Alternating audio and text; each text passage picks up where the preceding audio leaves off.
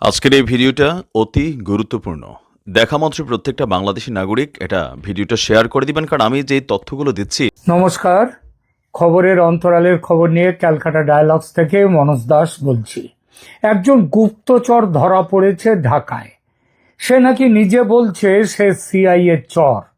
আবার ইউনুস স্যারের হয়ে গলা ফাটান যারা, এমন দু একটা চ্যানেল বলছে না না লোকটা ভারতের গুপ্তচর, রয়্যাল লোক। কিন্তু কাউকে বলতে শুনলাম না যে লোকটা ইউনুসের চর। সন্দেহটা সম্ভবত আমি প্রথম করছি। কেন করছি সেটা নিয়ে এখনকার আলোচনা। তবে আলোচনায় যাওয়ার আগে ঘটনাটি সম্পর্কে দুটো কথা বলে নিই। 3 দিন আগে 12ই সেপ্টেম্বর শুক্রবার মধ্যরাত পেরিয়ে সবে যখন শুরু হয়েছে 13ই সেপ্টেম্বর, তখন ঢাকার মিন্টো রোড এলাকায় সন্দেহজনক কার্যকলাপে লিপ্ত থাকার অভিযোগে এনায়েত করিম চৌধুরী নামক এক বাংলাদেশি বংশোদ্ভূত মার্কিন নাগরিককে আটক করেছে পুলিশ। রমনা পুলিশ বিভাগের উপকমিশনার মাসুদ আলমের মতে, সন্দেহজনক আচরণের কারণে তাকে বিশেষ ক্ষমতা আইনের আওতায় গ্রেপ্তার করা হয়। পরদিন ঢাকা মেট্রোপলিটন ম্যাজিস্ট্রেট দিলরুবা আফরোজ তিথি তাকে জেলে পাঠানোর আদেশ দেন এবং তার রিমান্ড শুনানি 15ই সেপ্টেম্বর নির্ধারণ করেন। গতকাল মানে 15ই সেপ্টেম্বর আদালতে রিমান্ডের মামলা উঠলে পুলিশ 10 দিনের রিমান্ড চায়, কিন্তু মহানগর ম্যাজিস্ট্রেট আতিউর রহমান 2 দিনের রিমান্ড মঞ্জুর করেন তার জন্য। আপাতভাবে এটি একটি সাধারণ ঘটনা বলে ধরা হতো যদি না লোকটি মার্কিন নাগরিক হতেন। এবং ধরা পড়ার পর পুলিশের কাছে যে জবানবন্দি তিনি দিয়েছেন সেটা যদি এমন বিস্ফোরক না হতো। বিস্ফোরক এজন্যেই যে তিনি নাকি একটা বড় দায়িত্ব নিয়ে ঢাকায় এসেছেন। দায়িত্বটা কি? পুলিশের প্রাথমিক জিজ্ঞাসাবাদের ভিত্তিতে গৃহীত অভিযোগপত্র অনুযায়ী Enayet Chowdhury 6 September new York থেকে কাতার এয়ারওয়েজের ফ্লাইটে ঢাকায় এসেছেন এবং প্রাথমিকভাবে প্যান প্যাসিফিক সোনারগাঁওয়ে 2 দিন থাকার পর গুলশানে চলে যান। এ পর্যন্ত ঠিক আছে, কারণ বাংলাদেশি মূলের বহু মানুষ বর্তমানে মার্কিন নাগরিক। জানা গেছে এনায়েত করিম চৌধুরী 1988 সালে আমেরিকা যান এবং 2004 সালে সে দেশের নাগরিকত্ব পান। মার্কিন নাগরিকত্ব পেলেও অনেকে মাঝে মাঝে দেশে আসেন, তেমনি তিনি এসেছেন। কিন্তু তিনি দেশ বেড়াতে আসেননি, দেশে ঘুরে দেখতে আসেননি।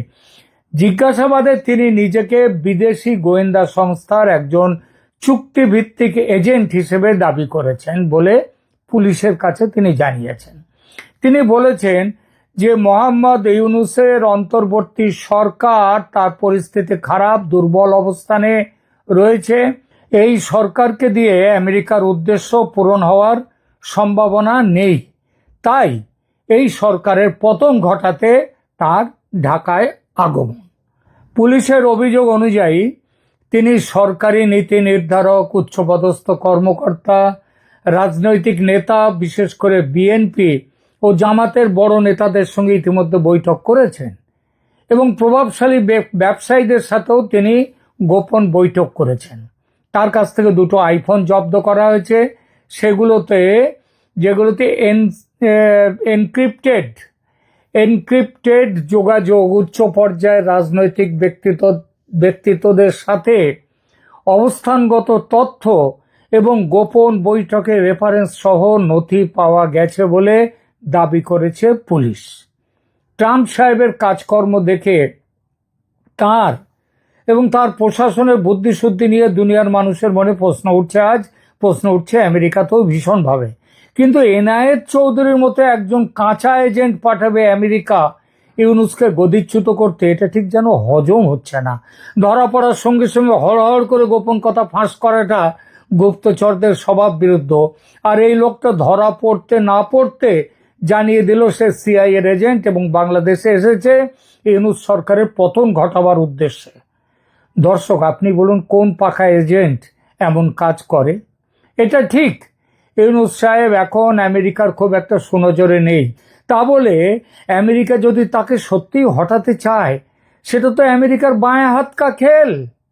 আমেরিকা চাইলে যে কোনো মুহূর্তে ইউনূস সরকারের পতন ঘটতে পারে, আর সেই পতন হতে পারে, পতনে করার জন্য নতুন করে কোনো ষড়যন্ত্র যেগুলো শেখ হাসিনার সময় করা হয়েছিল সেটা করার কোনো দরকার নেই। ইউনূসকে নির্দেশ দিলেই বাবা নেমে পড়ো বললেই তিনি নেমে পড়বেন, মানে তাকে নেমে পড়তে হবে, কারণ তাকে তো ওখানে বসিয়েছে ওই আমেরিকায়। আচ্ছা, ইউনূসের কথা ছেড়ে দিলাম, তার না খুব লোভ, কিন্তু ওয়াকারুজ্জামানকে দিয়েও হতে পারে এই কাজ। তার জন্য এনায়েত মানে ওয়াকারুজ্জামানকে বলতে হবে যে তুমি ওখান থেকে একে ধরে টেনে নামিয়ে দাও। ওয়াকারুজ্জামান গিয়ে রাষ্ট্রপতিকে বলবেন, হয়ে যাবে কাজ। তার জন্য এনায়েতের মতো কাঁচা এজেন্ট পাঠাবার কি দরকার? আর সন্দেহটা এখানেই, এনায়েত করিম চৌধুরী আসলে কার চর? কে তাকে লাগিয়েছে এই কাজে? আমেরিকা না অন্য কেউ? দেখি সেটা। দেখুন, মোহাম্মদ ইউনূসের সাথে আমেরিকার প্রকৃতপক্ষে দীর্ঘমেয়াদী একটা ঘনিষ্ঠ সম্পর্ক রয়েছে। তিনি ক্লিন্টন ফাউন্ডেশনে বড় অঙ্কের অনুদান দিয়েছেন এবং বাইডেন প্রশাসনের সাথে তার ভালো সম্পর্ক রয়েছে। তিনি ডিপ স্টেটের অন্দরমহলের লোক। আবার 2024 সালের সেপ্টেম্বরে আমেরিকা তার সরকারকে $200 মিলিয়ন সাহায্যও দিয়েছে। আর বর্তমানে তাকে দিয়ে ওই বাংলাদেশে একটি সেনা ছাউনি, তারপর সেন্ট মার্টিনস আইল্যান্ড, এসবগুলো নেওয়ার দরকার আছে। বাংলাদেশকে নিজেদের উপনিবেশ করার দরকার আছে আমেরিকার। সুতরাং এই মুহূর্তে অন্তত যতদিন আমেরিকার এখনকার প্ল্যান হচ্ছে ভোট হবে, বিএনপি ক্ষমতায় জিতবে, ক্ষমতায় জিতবার পর বিএনপিকে দিয়ে এইসব কাজকর্মগুলো হবে। সেটা ওই ট্রেসি অ্যান জ্যাকবসন, তিনি লন্ডনে গিয়ে তারেক রহমানের সাথে দেখা করে কথা বলে সব ব্যবস্থা করে এসছেন। সুতরাং এই মুহূর্তে যতদিন ভোট না হয় তার প্রয়োজন আমেরিকার কাছে যথেষ্ট। সুতরাং এনায়েতকে পাঠিয়ে পদচ্যুত করার দরকার কেন হবে আমেরিকার? আর দরকার হলে সে হুকুম মুখ থেকে বের করলেই তো মিটে যেত। সেটা বলতে অসুবিধা হলে ওয়াকারুজ্জামানকে দিয়েও করা যেতে পারে কাজটা। তিনিও তো আমেরিকা ও ডিপ স্টেটের কম কাছের লোক নন। আমেরিকা এবং কানাডায় সরকারি সফর করেছেন এবং আমেরিকান সামরিক কর্মকর্তাদের সাথে নিয়মিত যোগাযোগ রক্ষা করেন তিনি। তাহলে তাহলে এই কাঁচা এজেন্টকে কেন দায়িত্ব দেয়া? এটা ঠিক, প্রত্যক্ষ নিয়ন্ত্রণের একটা সীমাবদ্ধতা আছে। শেখ হাসিনাকে গদিচ্যুত করার সময় আমেরিকা কি করেছিল গদিচ্যুত করতে, সেটা তো সে ভূমিকা আমেরিকার তো সারা বিশ্ব জানে। সে নিয়ে যথেষ্ট চাপেও আছে আমেরিকা। ইউনূস বা সেনাপ্রধানের মতো উচ্চ পদস্থ ব্যক্তিত্বদের প্রত্যক্ষ নির্দেশ দিয়ে কাজ করিয়ে নেওয়াটা রাজনৈতিকভাবে ঝুঁকিপূর্ণ। এতে আমেরিকার যে প্লসিবল ডিনায়াবিলিটি বা অস্বীকার করার যে একটা সম্ভাবনা, সুবিধে, সেটা নষ্ট হয়ে যায়। তাই কি কাঁচা লোকটিকে পাঠানো? এমন সম্ভাবনা একেবারে যে নেই তা বলবো না, কিন্তু যাকে দিয়ে আসল কাজ কিছুই হবে না তাকে কেন পাঠাবে? তাছাড়া এনায়েত চৌধুরী যে নিজেকে সিআইএ এজেন্ট বলে দাবি করছে, সেটা তো সত্য নাও হতে পারে, পেছনে তো অন্য গল্প থাকতে পারে। অনেক সময় গ্রেপ্তার হওয়া ব্যক্তিরা নিজেদের গুরুত্ব বাড়াবার জন্যে অতিরঞ্জিত দাবি করেন। বাংলাদেশের এক প্রাক্তন সেনাকর্তা, ইউটিউবার, তিনি আবার ইউটিউবার, খুবই ইউনূসের ভক্ত, তিনি পিতৃসম বলে মনে করেন ইউনূস সাহেবকে। তিনি দাবি করেছেন এনায়েত চৌধুরী ভারতের চর। তবে তার দাবির মধ্যে একটা টুইস্ট আছে। এনায়েতকে পাঠিয়েছে ভারত সেনাপ্রধানের সঙ্গে যোগসাজশ করে, এইটাই তার বক্তব্য। অর্থাৎ ওয়াকার ভারতের সাথে মিলে রয়েছে, আওয়ামী লীগের সাথে মিলে আছে। তার কথা, এই সেনাপ্রধানটিকে যদি ইউনূস সাহেব ক্ষমতায় বসে ছুঁড়ে ফেলে দিতেন তাহলে দেশের অনেক সমস্যাই নাকি দূর হয়ে যেত। যিনি প্রধান উপদেষ্টার ক্ষমতা সম্পর্কে, অর্থাৎ তার এই সেনাপ্রধানকে হটাবার ক্ষমতা তার আছে কিনা এই সম্পর্কে যদি তার বিন্দুমাত্র ধারণা থাকতো তাহলে তিনি এই কথা বলতেন। সুতরাং তার ওই দাবি নিয়ে আলোচনার করার কোনো যোগ্যতা আছে বলে আমি মনে করি না।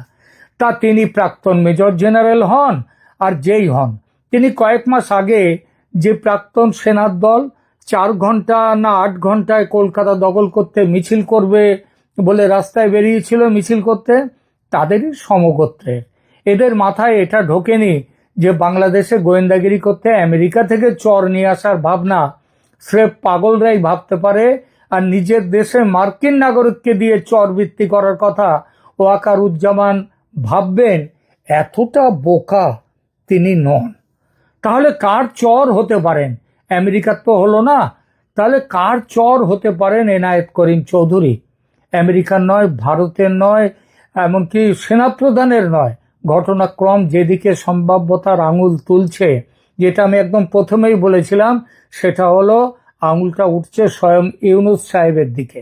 কারণ তিনি বাংলাদেশের প্রধান উপদেষ্টা বটে সরকারের, অন্তর্বর্তী সরকারের, কিন্তু তার তো শেকড় আমেরিকায়। সেখানে তো তার কম লোকজন নেই, বরং সেখানেই তার সব আসল লোকজন। তো এনায়েত কি তার লোক হতে পারে না? এই লোকটিকে তিনি আমেরিকা থেকে উড়িয়ে এনে নিজের বর্তমান যে নড়বড়ে আসনটা রয়েছে, সেই আসনটাকে একটু শক্ত করতে, একটু সুস্থির করতে তিনি কি আনতে পারেন না? অর্থাৎ এটা মোহাম্মদ ইউনূসের নিজের রাজনৈতিক প্রয়োজন। বাংলাদেশ সরকার হয়তো নিজেদের বৈধতা প্রমাণ করতে, এবং আরো বড় কথা, বিরোধীরা তার বিরুদ্ধে বিদেশি ষড়যন্ত্র করছে, মানে ভারতকে নিয়ে করছে, এই গল্প তৈরি করতে এনায়েত চৌধুরীকে আনা হলো না। তো দেখুন, আমেরিকা প্রকৃতই ইউনূস সরকারের পতন চাইলে, আগেই বলেছি, এমন একটা কাঁচা এজেন্টকে তারা পাঠাতো না। এই সম্পর্কে, এই ব্যাপারে আরো কতগুলো ব্যাখ্যা অবশ্য থাকতে পারে, কিন্তু সেজন্য, যেমন ধরুন তথ্য সংগ্রহ করার জন্য প্রকৃত অবস্থা বাংলাদেশে কেমন আছে, ইউনূসের কেমন আছে, অর্থাৎ ওপিনিয়ন তৈরি করার জন্য তাকে পাঠাতে পারে।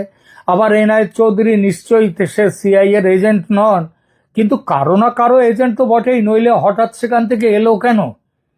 এরপরে বাংলাদেশ সরকারের পক্ষ থেকে বিদেশি ষড়যন্ত্রের একটা গল্প তৈরি করার জন্য এই এনায়েত চৌধুরী নামক এই যে নাটকটি, এই নাটকটা হয়েছে। সুতরাং এটা একটা খারাপভাবে পরিকল্পিত অভিযান, তাই সে যেই করুন। গোয়েন্দা কার্যক্রমের জগতে আকামস রেজার বলে একটা নীতি আছে, সেই নীতি প্রয়োগ করলে সবচেয়ে সরল ব্যাখ্যাটাই সত্যি হওয়ার সম্ভাবনা থাকে। এনায়েত চৌধুরী তিনি মিথ্যে বলছেন, তবে খুব বেশি মিথ্যে বলছেন না। তাকে কে নিযুক্ত করেছে, কি কাজে নিযুক্ত করেছে, সেইটাই গুলিয়ে দিয়েছেন। সেটা হচ্ছে, এই গল্পটা তৈরি করেছেন যিনি, স্বয়ং ডক্টর মোহাম্মদ ইউনূস। তিনি কিন্তু এনায়েত চৌধুরীকে কড়া ধারায় গ্রেপ্তার করা, সেটা থেকে আটকে দিয়েছে। ওই যে সরকারের বিরুদ্ধে আচরণ, সেটা তো দেশদ্রোহিতা। দেশদ্রোহিতার খুব বড় কারণের জন্য তাকে আটকাতে পারত পুলিশ, কিন্তু সেটা পাঠায়নি, সেভাবে আটকায়নি। কেন? তার কারণ এই ব্যাপারটা আটকে দিচ্ছেন ইউনূস সাহেব স্বয়ং, কারণ লোকটি তার।